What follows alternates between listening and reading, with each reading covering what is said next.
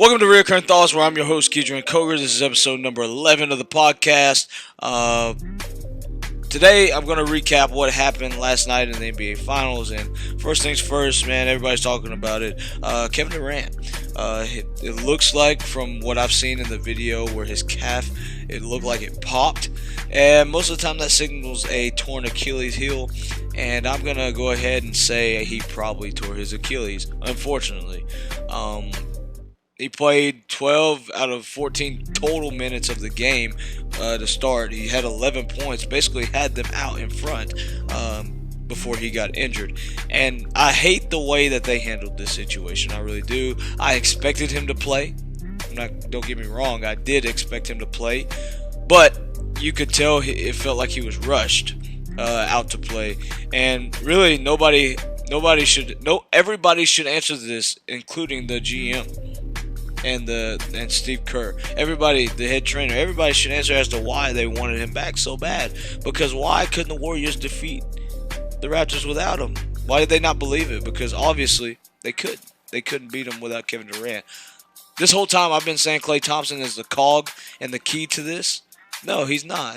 Right now he's not. Kevin Durant is. So overall, I thought it was a poor decision for them to rush him like that. After watching the press conference, the post-game press conference with Bob Myers and Steve Kerr and everything like that. Bob Myers looked fake in his interview and fake tearing up and everything like that. That was a joke.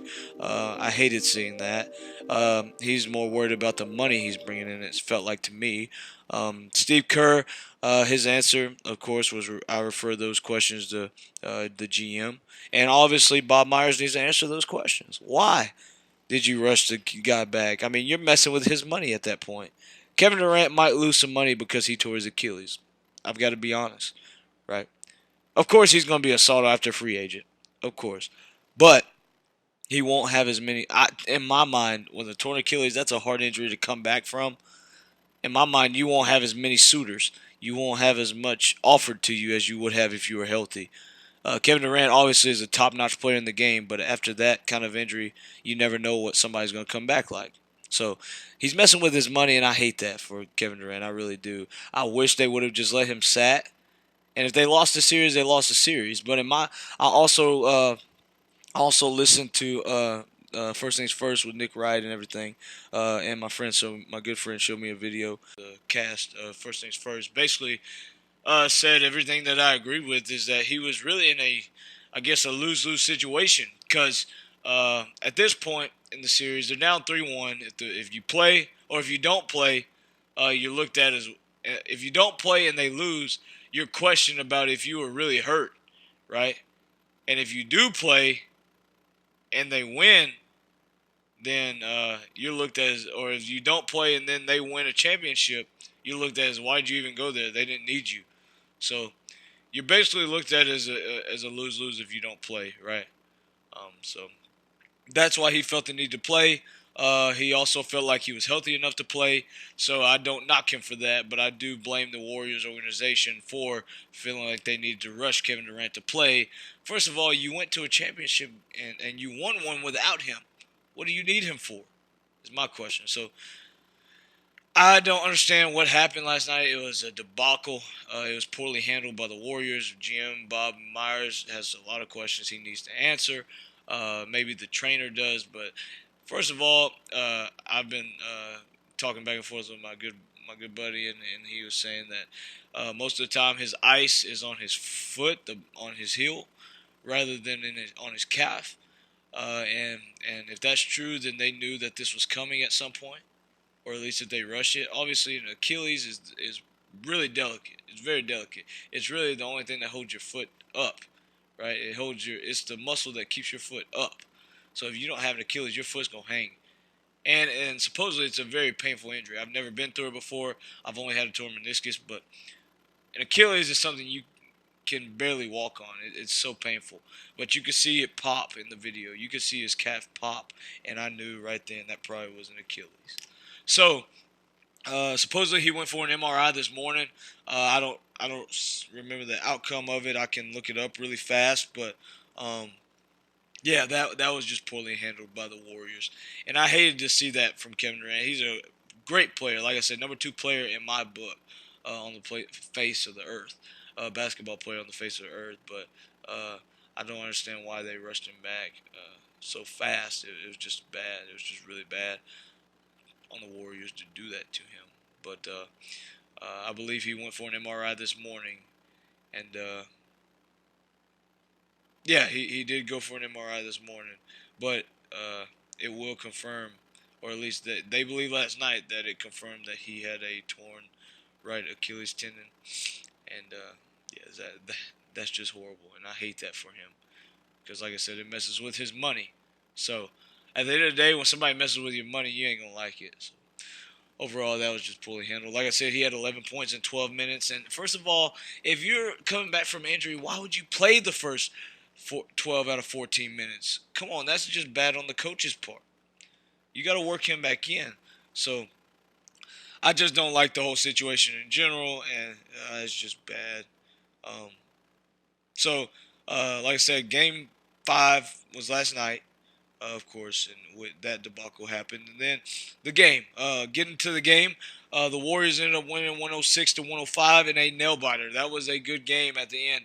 Kawhi Leonard went off in the last 3 minutes, and it was a heck of a show from him. The Splash Brothers ended up doing their thing in the last 2 minutes of that game. But man, what a finish. So to describe the ending, my overall first reaction, my initial reaction to it was like, how in the world did Toronto lose this game? How did they lose it? In my opinion, I don't think they should have lost that game. They should have finished that game off. That was their chance at an NBA title. That was a chance. Then they let them get to go back to Oracle for Game 6. I hate that. But that was their chance to win the title. And that was my initial reaction. How do you let that slip away? You're up by 6 with 2 minutes left in the game. Finish. Finish. Finish. Finish. Finish. Man, I preach that to my guys all the time. I'm a football coach. I preach that all the time. Finish. You have to finish everything you do. Finish. So the Raptors failed. They did not finish. Like I said, they lost 106 to 105. Kawhi Leonard blasted off for 10 points. He scored 10 of the last 12 points for the Raptors. So they should have finished that game off. I believe it was 10 of the last 12. Yeah, 10 of the last 12. And they should have finished that game off. They should have. They should have had that game in the bag in that last 2 minutes. All you got to do is play defense. Come on, man. Play defense. But next thing I know, like I said, Kawhi was getting shots off. I mean, he was hot.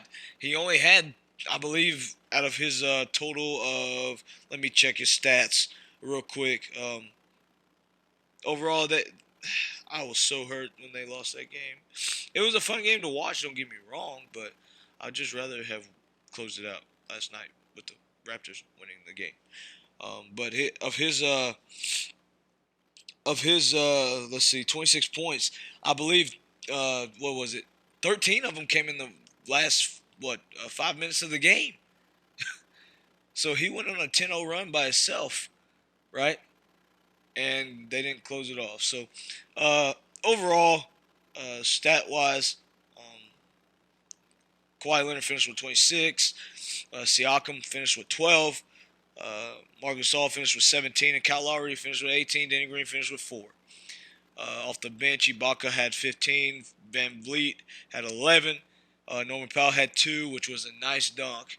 Very nice dunk, which I thought would have been the play of the game. But I'll get into that later. On the Warriors side, Draymond Green had 10 points. 2 assists away from a triple-double. Another triple-double. Kevin Durant had 11, of course, in his first 12. Played 12 minutes out of the first 14 of the game. And then he got hurt, of course. And he was starting hot. He was doing his thing. Iguodala had 5. Curry had 31. And Klay Thompson had 6. Jordan Bell had 2. Kevin Looney had 4, and then he ended up getting hurt later on. Again, he re-injured his chest muscle or chest. DeMarcus Cousins has 14. Quinn Cook had a big three-pointer in the fourth quarter. So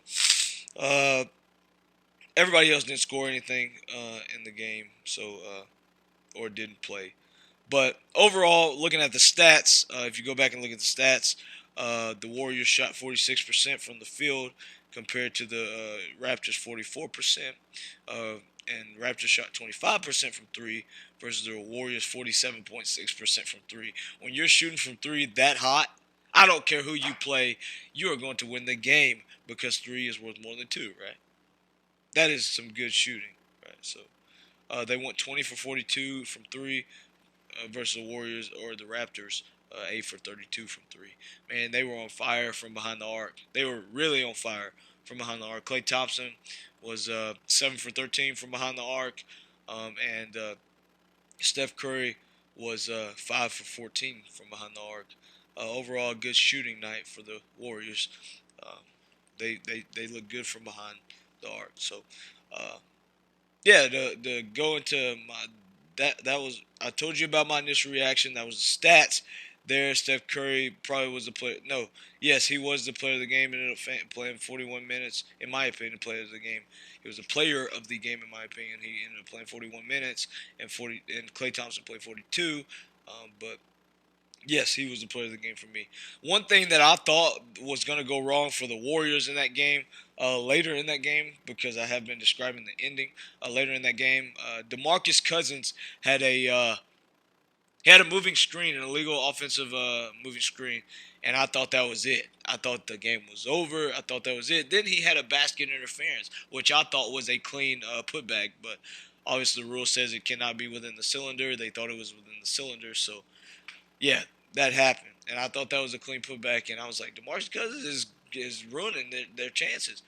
But luckily, they ended up, like I said, finishing the game off and winning. So for Boogie, that was a good thing.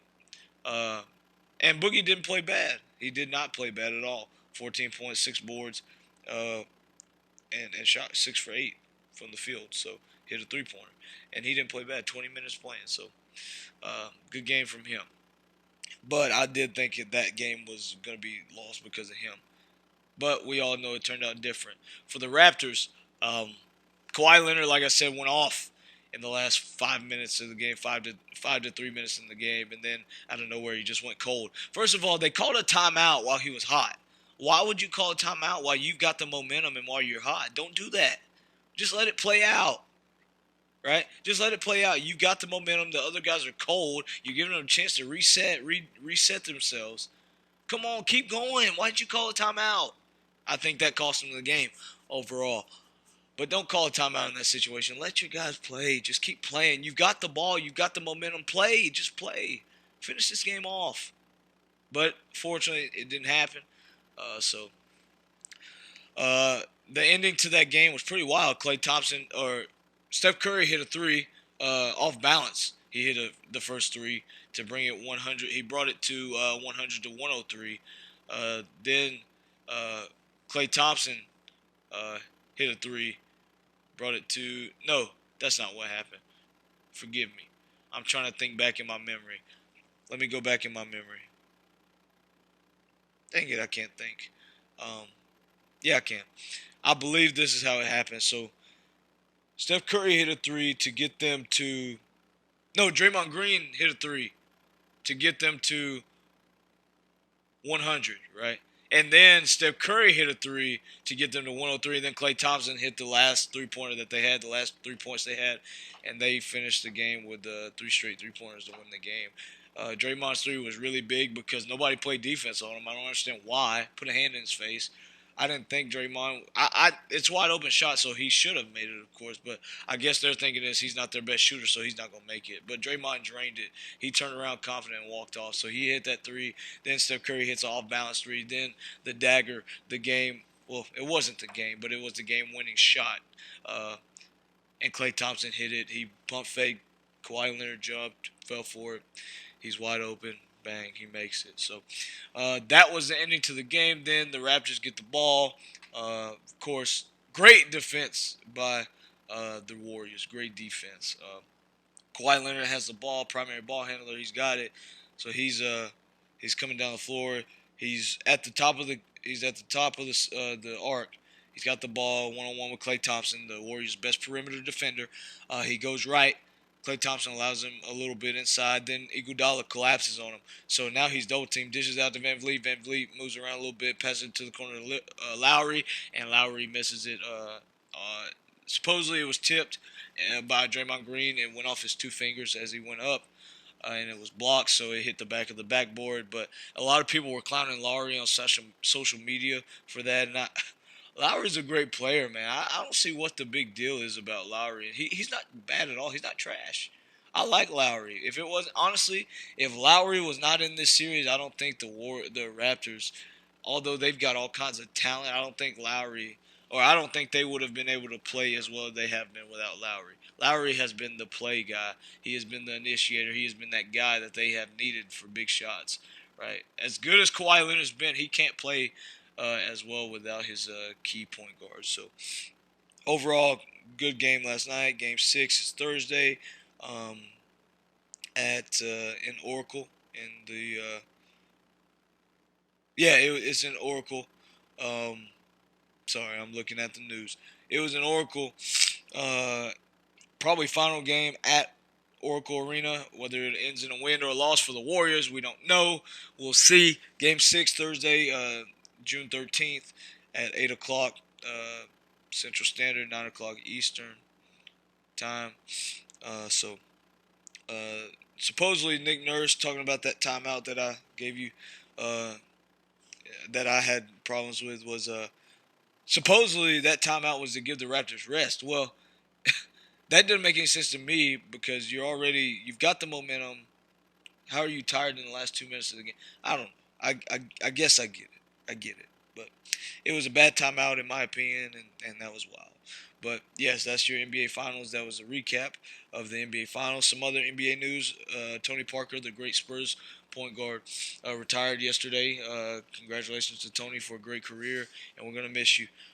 The Grizzlies plan to hire Jenkins as their head coach. So Jenkins is a assistant for the Bucks, and they plan to hire him as their head coach, Taylor Jenkins. Uh, so the Grizzlies have a new head coach. The Pelicans also are looking to open up to a multi-team deal for Davis. Of course, he's wanted to get out for a while, so that is some news. Um, and overall, man, the finals have been so good so far, and I hate that it seems like it was rigged last night because to me, I don't know. I like good basketball, and that was a fun ending to that game. I don't know how they let it slip away, the Raptors, but it was a good game overall. And my play of the game, I think my play of the game, it would have been the block that Kawhi Leonard had, I believe, on Draymond Green when he was going up for a layup, got the rebound, came down. He passed it to Norman Powell for the dunk that I was talking about, the Norman Powell's 2 points. I thought that was going to be the play of the game and cement Kawhi Leonard's legacy as a great player. So good, great player, um, which he's already a great player. He's great to a considered, in my opinion, Hall of Fame status. So um, I thought that was his play, and that should have been the play of the game if they had a won. That and Norman Powell had the dunk. Also, going back to that, speaking of that play, Steve Kerr, I was confused as to why the Warriors were just standing there and let Norman Powell get a free dunk. But I guess they thought he traveled. They thought Kawhi Leonard traveled because he got up on his pivot foot, and they thought he moved his pivot foot again, which constitutes a travel, but he didn't. He said it didn't move at all, and he just passed it out to Norman Powell, and he got a free dunk. But Steve Kerr was upset about that, very upset about that. He was very animated about that. I cannot say what he said, but he was very upset about that. But overall, like I said, the Warriors ended up winning, so that play didn't even matter. The play of the game for the Warriors, though, on that side, would probably be, I'd say, Steph Curry's, what was it, his three-pointer when he was shifting his body. First of all, it went right through the bottom of the net. It was beautiful. But I think that was the play of the game, and it gave them a chance to get the momentum to hit another three and another three to win the game. Okay. Matter of fact, that's not even the play of the game. How about that defense by Iguodala and Klay Thompson? That is the play of the game for me. No, that is definitely the play of the game because without that defense, Kawhi Leonard would have got an easy layup or a tough layup and would have got fouled, and they would have lost that game. So, no, the play of the game was the defense by Klay Thompson and Iguodala at the end of that game to win that game Great defense by both of them. That is how you play defense right there. Collapse on them. Suffocate them. Give up the ball, Kawhi. And he did. So that was the play of the game. The thing that surprised me most was, of course, the Raptors losing that game. That was the thing that surprised me most, for sure. Also, the DeMarcus Cousins offensive basket interference confused or surprised me most too, because I thought it was a clean putback. So, and the player of the game for me is probably Steph Curry. 31 points, like I said, in 41 minutes. And he's been magical in this series. Without him, I don't know if the Warriors are even in any of these games or even coming close in any of these games. So, Steph Curry, you are the player of Game 5 in my book. So, like I said, 106 to 105 was the final score for this Game 5. Game 6 is June 13th, Thursday at 8 p.m., 9 p.m. Eastern Standard Time, 8 p.m. Central Standard Time. And it is going to be in Oakland, Oracle Arena. So that was your Game 5 recap and some other NBA news. I'm your host, Keedron Coger, and you know I've got to end you with the quote of the day, which is sponsored by, well, you guessed it, no one. So, quote of the day comes from, quote of the day, hold on, I've got to get my mind right. Come on, Coger. Quote of the day comes from Arnold Glasso. Arnold H. Glasso. A true friend never gets in your way unless you happen to be going down. Let me repeat that. A true friend never gets in your way unless you happen to be going down.